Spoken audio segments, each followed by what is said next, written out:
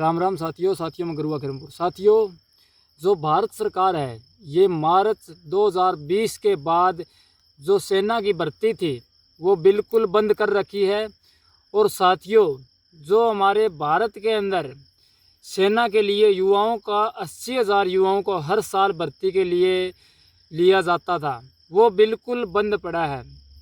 और साथियों, जो युवाओं का हौसला है वो ख़राब करने का काम कर रही है भारत सरकार। जो युवा साथी है इनका जो संघर्ष है, क्योंकि आपको पता है ग्राउंड के अंदर इतना पसीना भाई निकालना बड़ा मुश्किल काम है।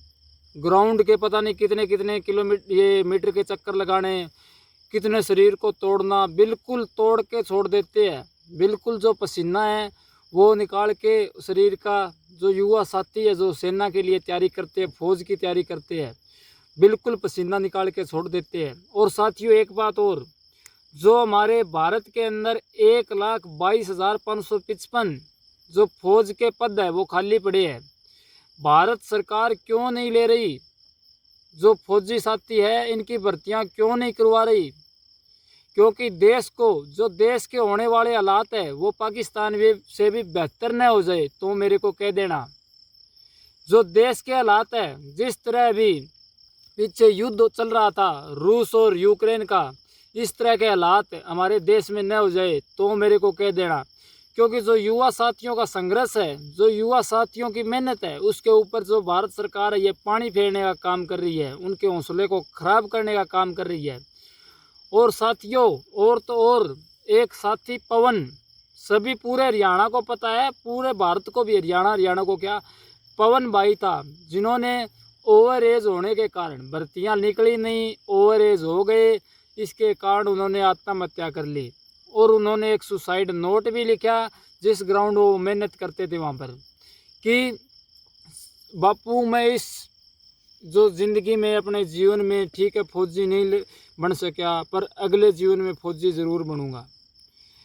जो बेरोज़गारी का स्तर है वो बिल्कुल बढ़ता हुआ जा रहा है, क्योंकि बेरोज़गार दिन प्रतिदिन नौकरियां छोड़ ही नहीं रहे, निजीकरण कर रहे हैं मामले का। जो नौकरियों के ऊपर पद पे थे, चाहे किसी आंगनबाड़ी को ले लो, चाहे डीपी को ले, ये मास्टरों को ले लो, डीपी मास्टरों को, पीटीआई मास्टरों को ले लो, और भी बहुत सारे पद हैं, इनको जो है निकालने का काम कर रखे हैं। बहुत सारे कलरक साथी है जो कोरोना के अंदर डॉक्टरों की टीम ली थी, उनको भी निकालने का काम किया।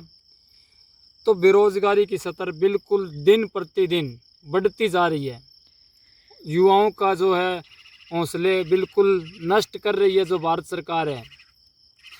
और साथियों, पवन साथी था जो फौज के लिए जो तैयारी करता था, वो साथी क्योंकि मरा नहीं है, वो साथी जिंदा है आज भी, क्योंकि उस साथी ने जो फौजियों की आवाज़ थी वो संसद तक ले जाने का काम किया है, वो आवाज़ उसने विधानसभा तक ले जाने का काम किया है। साथियों, ऐसे साथियों को सलाम करते हैं। और साथियों, जो आप आत्महत्या का जो एक इस लाइन के ऊपर चल रहे हैं, क्योंकि पहले भी बहुत सारे मामले इस तरह के सामने आए हैं कि ओवरेज होने के कारण मृत्यु हो गई। जो दूर दूर पेपर थे डी ग्रुप के, उनमें बहुत सारे साथियों की मौत हुई।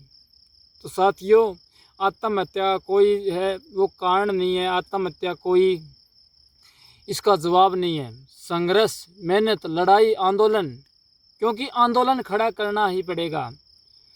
और कल बैल के अंदर भाई रवि आज़ाद ने बहुत बड़ा एक सेना के लिए, फौजियों के लिए एक मीटिंग रखी है, एक धरना प्रदर्शन रखा है। उस प्रदर्शन के अंदर भिवानी बैल के जितने भी साथी हो ज़्यादा से ज़्यादा संख्या में भाग ले, और जैसा भी आदेश मिले बड़े आंदोलन का, बड़े सत्र का आंदोलन करने का, उस आंदोलन के अंदर जितने भी युवा साथी है, संघर्ष करने वाले जो फौज के अंदर लिए मेहनत करते हैं, वो सबसे ज़्यादा भाग लें।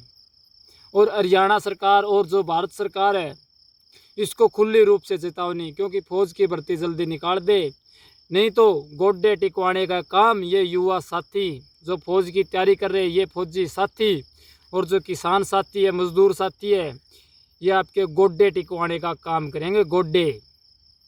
ठीक है साथियों, राम राम। और जितने भी युवा साथी है ज़्यादा से ज़्यादा क्योंकि एक आंदोलन नहीं करेंगे, लास्ट अपने पास हथियार ही आंदोलन है। जब तक हम आंदोलन नहीं करेंगे तब तक जो ये भारत सरकार नींद के अंदर सोई हुई है, इसको जागने का काम नहीं, ये जागेगी नहीं, इसको जगाने का काम सिर्फ युवा साथियों और किसान साथियों को करना पड़ेगा और बड़ा आंदोलन खड़ा करना पड़ेगा। ठीक है साथियों, राम राम।